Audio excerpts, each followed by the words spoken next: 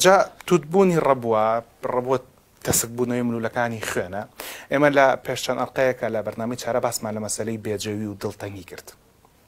هەنێجار باس لە هۆکارە ڕوژێنەرەکانە کرێت بۆ لێدانی ئەسمایان ڕەبووە. هەنێشان ئەڵێن ئەگەر بێت و کەسەکە دڵتەنگ بێت تووشی ئەسما بێ یان تووشی ڕەبووە بێ هەنێکەڵەن نەخێر ڕەبووەکە یان ئەسماکە دڵتەنگەکە دروستەکە. ئەمە کۆبزە مەسەلەی هەلکە و مریشکەکەی لێ کامیان بەڵێ ڕەبوو نەخۆشی درێژخایەنە. ئەو کەسانی کە تووشی ڕەبۆن بە تایبەتی ڕەبوو ئەگەر پۆلینێکی چەند دەرەجەیەکی بڵێن ڕەبۆی سوکەیە، ڕەبۆی مامناوەندی، ڕەبۆی قورسێ، ڕەبووی زۆر قورسەیە، ئەوانی کە لە ڕەبووی دەرەجەی ڕەبووی زۆر قورسان سێکی هەمیشە خۆیان ئەبێ عەزل بن، سێکی بە هەوایەکی بەسیط لەوانەیە خۆڵبارینێکی ئاسایی، قەرەباڵغیەک، بۆنێک بەکارهێنانی ئەوانی معتەڕشتووە سێکی ئەبێتەوەی دروستبووی نۆرە ڕەبۆ یان ناڕەحەتیە.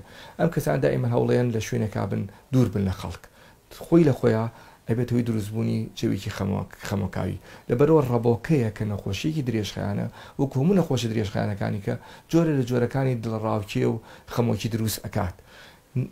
بە پێچەوانەوە خەمۆکی هیچ هۆکارێک هیچ وروژێنەری نییە بۆ دروستبوونی ڕەبۆ، بەڵام ڕەبۆ وەکو نەخۆشی درێژخایەن لەوانەیە خەمۆکی دروست بکات.